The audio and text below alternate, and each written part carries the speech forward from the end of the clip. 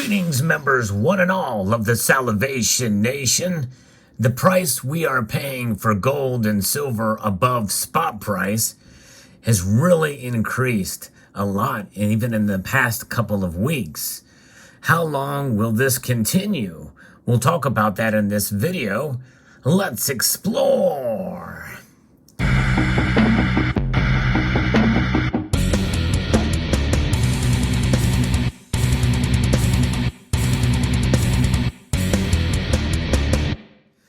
One thing is for sure, I think with all these increases in prices, we pretty much have got to come to the realization that the premiums are here to stay.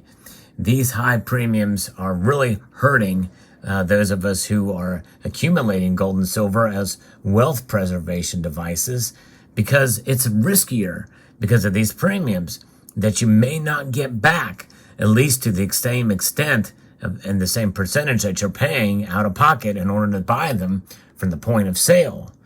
So if you buy a particular silver or gold piece, you expect to get at least spot for it typically these days, although under normal market conditions, or what was considered normal before the pandemic, well, usually you would get a percentage under spot or maybe spot or a little above spot for highly demanded pieces. Most all of the silver and gold pieces are in demand now, really no matter the style or type. And we're going to talk about that with a couple different examples here shown in this video. And that is, what are people paying above the spot price for silver and gold? And typically, they're based off of percentages. And I'm not going to go through that math. There are other channels that have covered that fairly well. But I'm just going to be talking about it in a general sense to give you an idea of the kind of premiums people are paying. And I'm going to probably talk to it more in terms of dollars. In other words, the Silver Eagle, for instance, you're paying almost double for a Silver Eagle these days. In other words, spot price being around $19 an ounce, you can expect to pay anywhere between $18, $19 extra on top of that for a Silver Eagle these days. It's crazy. It's absolutely insanity. But we've been here before. Actually, it's been a long time. I think the 90s, where you paid double than what the spot price was for silver at the time. Of course, back during that time, silver was running around $4 or $5 an ounce. So to pay $10 for a silver coin, it wasn't that unheard of, and it wasn't that out of the ordinary. What's $5 extra? But this day and age, it's a lot. Even though the value of the dollar is much less now because of inflation, the reasons why the premiums are high. And I'm going to be referencing an article from Kitco that talks about this, and then we'll get back to talking about premiums of some of these other pieces that you see before you here. These retail investors or stackers can expect to continue to pay high premiums for gold and silver as the precious metals markets deal with global supply issues and unprecedented demand, according to speakers at the Global Precious Metal Conference from the London Bullion Market Association. So this unprecedented physical demand for gold and silver continue to dominate discussion at the LBMA's annual conference, with panelists expecting global uncertainty to dominate bullion purchases through 2023 and into the first half of 2024. So those issues alone, notwithstanding the geopolitical issues and other tensions and other things that are at play, but although I guess you could say global uncertainty certainly makes for that, but who knows when that will end. Certainly one can't just say, oh, everything's going to be better at the end of 2024, but at the same time, record flows from Western nations to Asia are impacting the global supply chain that is still really recovering from the pandemic. Mark Woolley, Senior Vice President at Brink's Global Services, said that in 2020, at the start of the pandemic, the precious metal sector saw massive imports into New York, with more than 2,550 tons of gold delivered between May and April of that year. However, Woolley added that there is a new shift in the market, with the metal now flowing back east. In fact, you've heard me talk about that on this channel several times, seeing a flow back east. The panel noted that India particularly is seeing an insatiable record appetite for silver. This metal is heading east to India. Amazing. The flows from the U.S. have been unprecedented. Again, that word is used, and it's amazing. I've heard it from bullion dealers and others in the industry that it is indeed unprecedented. The majority of that metal is heading east. After 2 years of market disruptions, China is once again asserting its dominance in the gold market with record imports in the last few months. Woolley said that shipments into China this year should exceed inflows seen in 2018. At the same time, Sunil Kashyap, director of Finmet Pte. Limited, said that India's silver imports are expected to hit a record high of 10,000 tons this year, double the average annual imports seen in the last few years. That's amazing. Kashyap said that the good crop season is providing farmers with extra income, which they are using to buy silver as a store of value. He added that silver demand is so strong in India that retailers are having the precious metal shipped in by plane. That's remarkable. Wow. Kashyap noted that solid silver demand in India has pushed premiums up 25 cents compared to London market prices. Historically, that premium is around 5 cents. So further separation from the paper markets and the markets there at the LBMA. That's quite astonishing, and kind of reconfirms or affirms what's happening there with the LBMA stockpiles, dwindling and continuing to fall. The premium is 5 times compared to a normal market, and people are still paying it so that the kind of flows we are seeing, he said, we don't see any signs of this demand abating. None at all. Looking at the U.S. market, Terry Hanlon, president at Dillon Gage Metals, said that a massive supply and demand imbalance will continue to drive premiums for silver bullion higher. The number of ounces we move in silver is 6 times what we moved 3 years ago. 6 times. Let that sink in. From 3 years ago, just before the pandemic, to now. And by the way, in 2019, there was some uncertainty happening. We had the repurchase agreements, a lot of news that we were headed for a downtrend in the economy even back then. So a lot of stuff of what we're seeing really is aside from the COVID pandemic that just exacerbated it, brought a lot of this more to light, and a lot more spending in the light that occurred. It's very interesting indeed.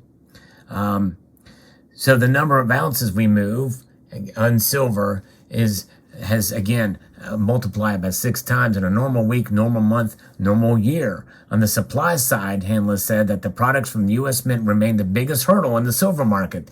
This is why silver premiums are so high for these eagles, because they're just not producing to meet demand.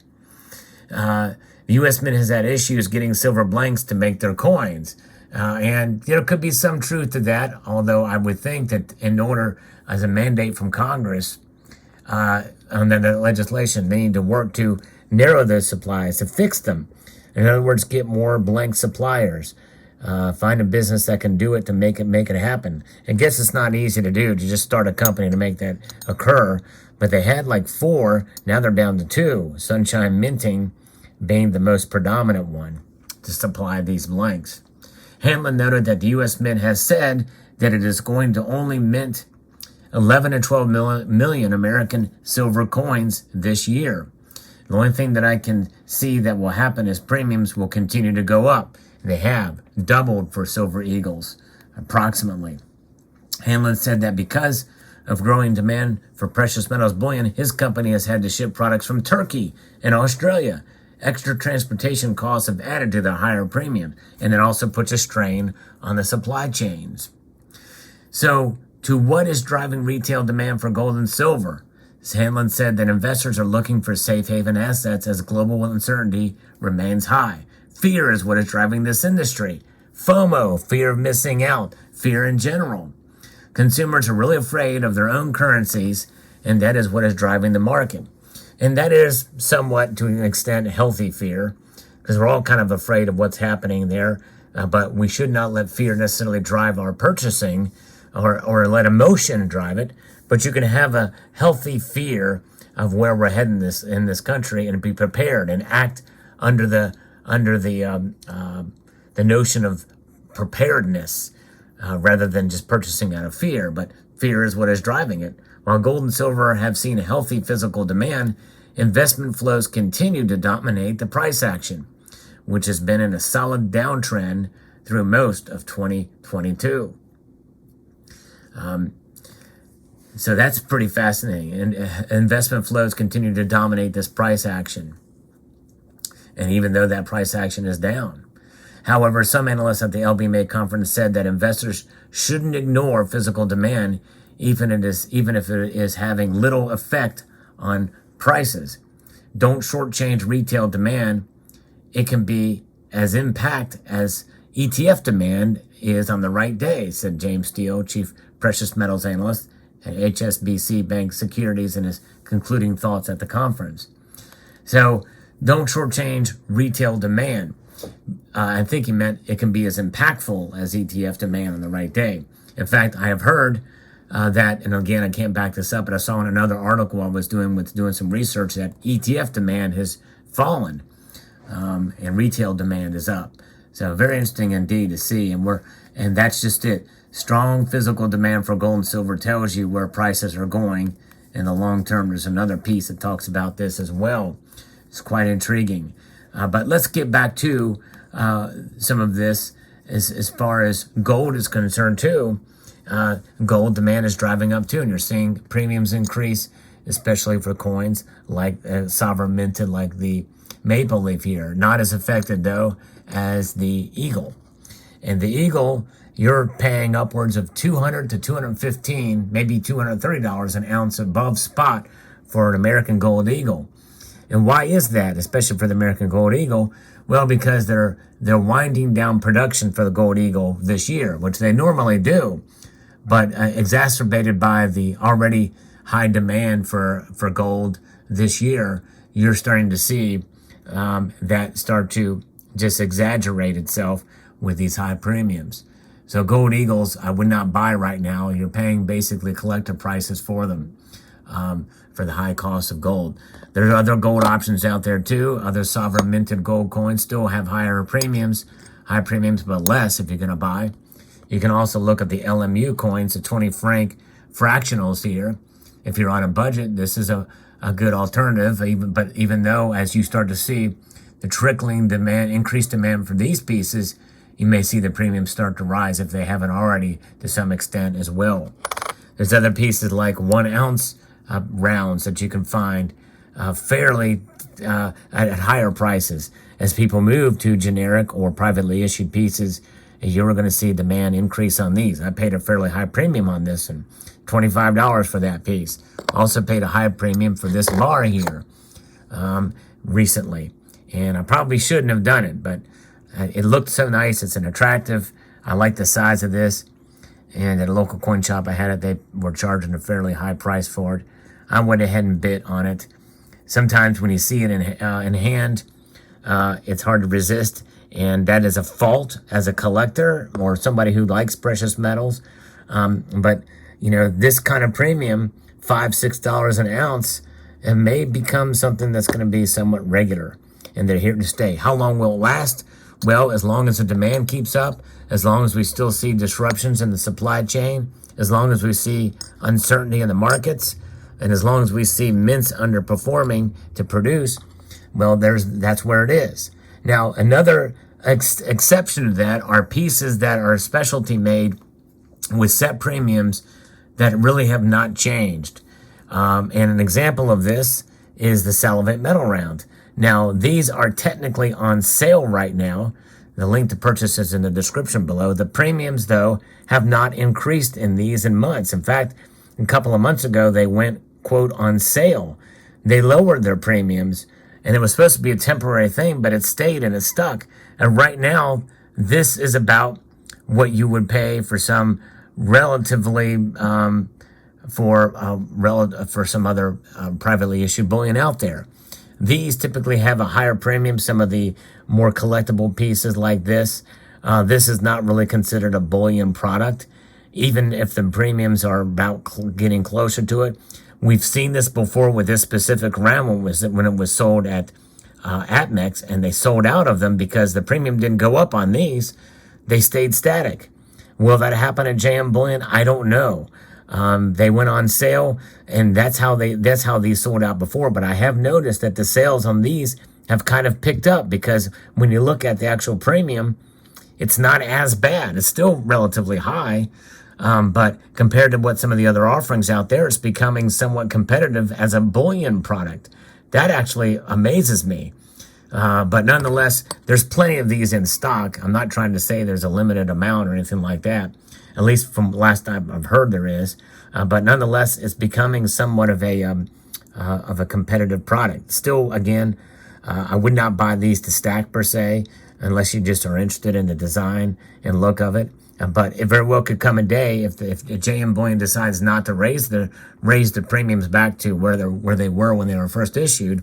This very well could be a competitive bullion product, but I wouldn't consider it as such as now. But nonetheless, there are ways and to be able to find good deals still on silver and gold, but you have to do your due diligence and research to find them. So there you have it. Bullion, high bullion premiums are here to stay. How long will it last? Until things normalize. It's exciting to see new stackers out there and increasing and buying of gold and silver products, but sadly, we're paying the price for it, literally. Let me know what your thoughts are in the comment section below. I'd like to extend a multitude of gratitude to you all for taking the time to watch, and to encourage you to please rate, share, comment, and subscribe.